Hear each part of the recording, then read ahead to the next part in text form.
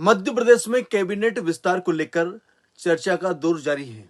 आखिर किसे टीम में जगह मिलेगी, किसे नहीं, इस पर एमपी से लेकर दिल्ली तक इस समय माथापच्ची हो रही है।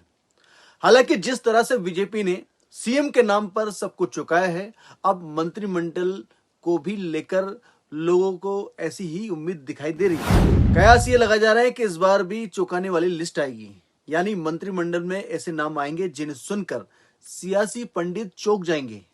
बीजेपी ने राज्य की 230 विधानसभा सीटों में से 163 पर जीत दर्ज की है।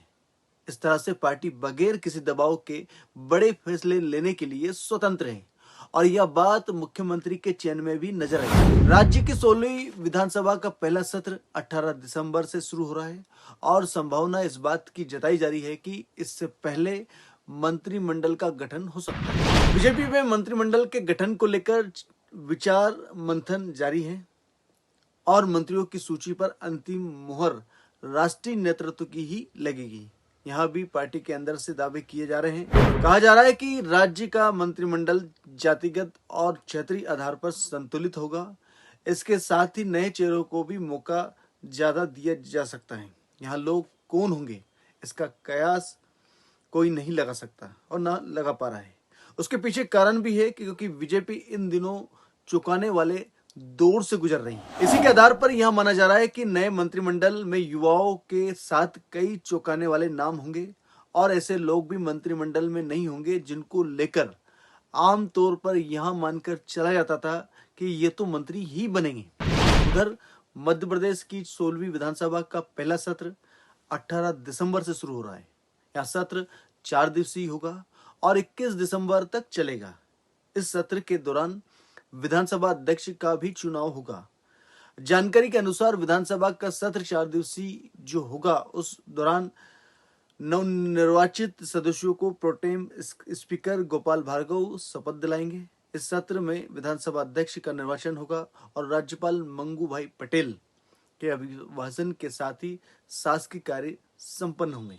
राज्य की 230 विधानसभा सीटों के लिए हुए आम चुनाव में भारतीय जनता पार्टी के उम्मीदवार 163 स्थान पर जीते हैं। कांग्रेस को 66 जगहों पर जीत मिली थी और एक स्थान पर भारत आदिवासी पार्टी का उम्मीदवार जीता था। मध्य प्रदेश में कैबिनेट गठन को लेकर चर्चा का दौर इस समय तेजी से जारी है। भोपाल से लेकर दिल्ली तक बैठकों का दौर इस समय चल रहा है। सीएम की तरह जो कैबिनेट में जो फैसले होंगे, यानी मंत्रियों को भी इस बार बनाए जाएंगे, तो वो भी एक कई तरह से चौंकाने वाली लिस्ट हो सकती है। सीएम के बाद मंत्रिमंडल भी चौंकाएगी बीजेपी, ये सही कहीं ना कहीं दिखाई दे रहा है क्योंकि 18 के पहले यानी विधानसभा सत्र से पहले बीजेपी मंत्रियों की लिस्ट फाइनल कर देगी। तो आज के समंदर अलर्ट में फिलहाल इतना ही। फिर मिलेंगे नई अपडेट के साथ, तब तक के लिए दीजिए इजाजत। नमस्कार।